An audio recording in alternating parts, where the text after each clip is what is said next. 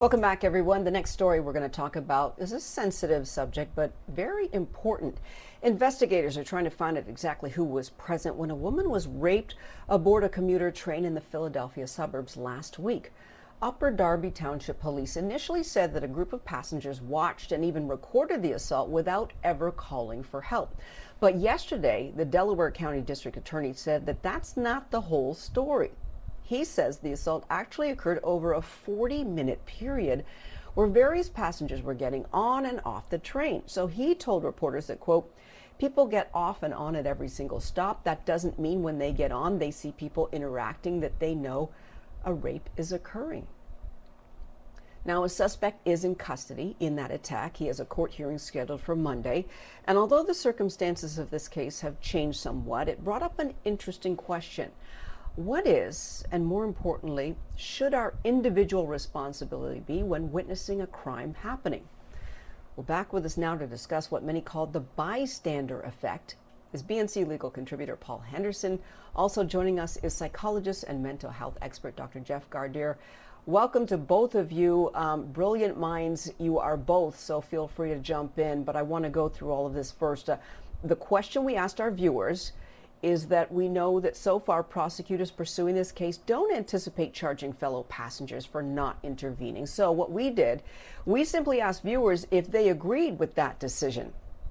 And then we got poll results on that, hearing exactly what is going on with that. We know that 81% said yes. And so there you have it on your screen. 19% said no. So I do want to find out exactly what your thoughts are, gentlemen, both of you. I want to unpack this. Paul, the DA is cautioning people not to jump to conclusions here, not to run with the idea that anyone else on the train was wrong, because of course they're still looking for witnesses. And if you hear on the news that you could be wrong or you could be responsible, you're not going to come forward. So, Paul, what is the legal responsibility that people have in a case like this if you see a crime being committed?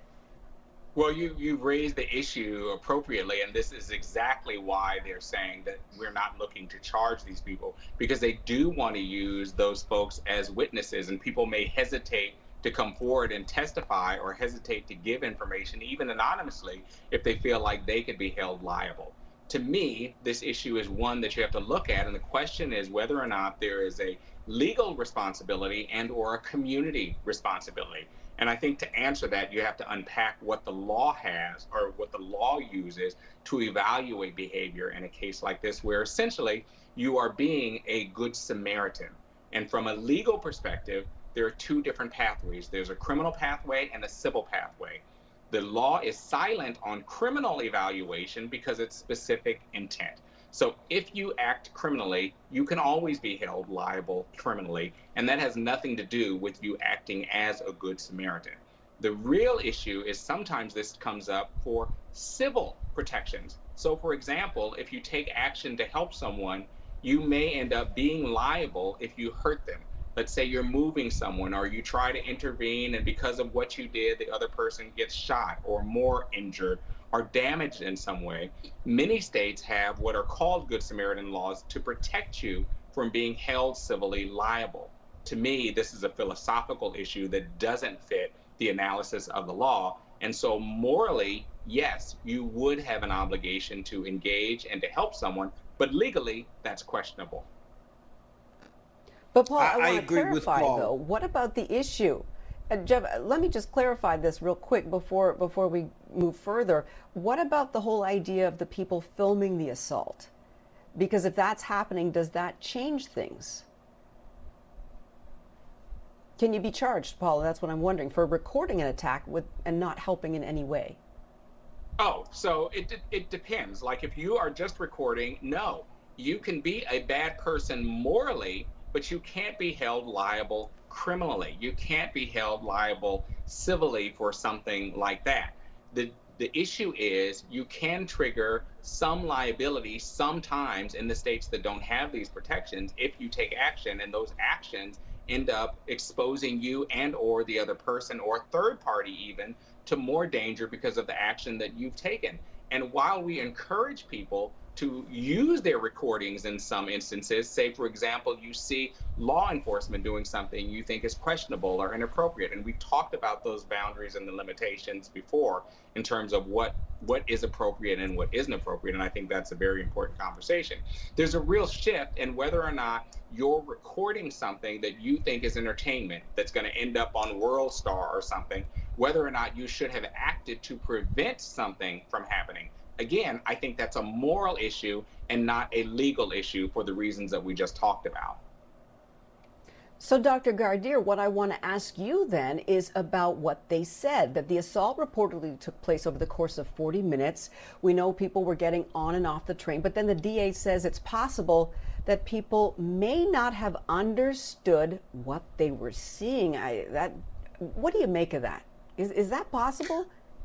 Yeah, it's totally possible, Laverne, because we don't know exactly what the circumstances were, whether they might have thought it was two people who knew one another, whether they just couldn't get up close to see what was going on, what was the ruckus. You know, people tend to move away from these things. We're still in a pandemic. People are afraid of getting infected by a virus, or they may be afraid that whomever it is that is committing the crime or they think is committing the crime might turn against them and try to hurt them.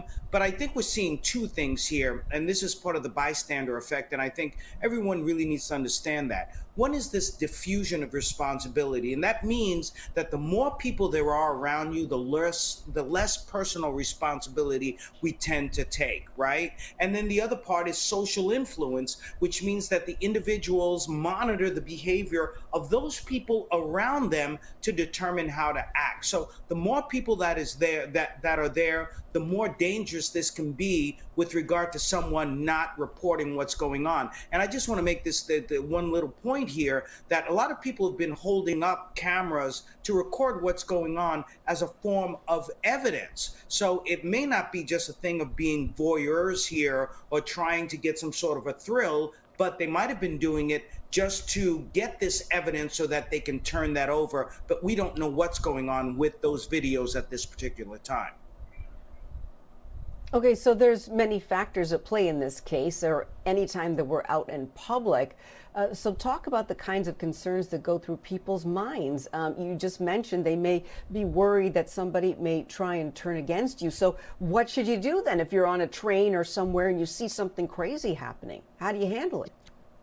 Well, just as we see that there being a crowd might keep you from doing something, we need to have more empathy. We need to be able to grab onto someone else and say, if you're afraid to do this by yourself, hey, let's act. If someone says something, then you can break that spell of that diffusion of responsibility. The first person who steps up, then you'll see other people do it. So we've got to start training people to, if they see something, for heaven's sake, say something, scream, yell. You don't even have to make a physical intervention, but just get some attention, get some noise going. Well, Paul, what challenges do you face, though? Well, you face the challenges that we talked about. There are limitations and exposures for liability if you behave in a way that creates a danger for yourself or someone else because of what you've done and the action that you've taken. I think you have to evaluate what your behavior is going to do. And that's a great suggestion. Just breaking and diffusing the shared responsibility by making a noise or expressing to stop, or yelling out or exclaiming that you don't agree with what's going on, that doesn't necessarily interfere with what you're recording anyway. I mean, the bottom line is this is a philosophical issue, and here's what the answer is. You should just follow the golden rule. Rule, not a law, that you should do unto others as you would expect to be done unto you. So if you feel like if you were in that situation, what would you want someone else to do? How would you want someone to intervene to help and or to assist you? That's the rule you should follow. And if you're waiting for the law to explain to you or mandate to you or protect you in that circumstance, I think it gets squishy and very difficult to be relied upon if that's what you're going to do. So don't do that. Follow the philosophical evaluation for yourself and make a judgment call. Okay, Dr. Gardere, we're almost out of time. Give me your final thoughts on this.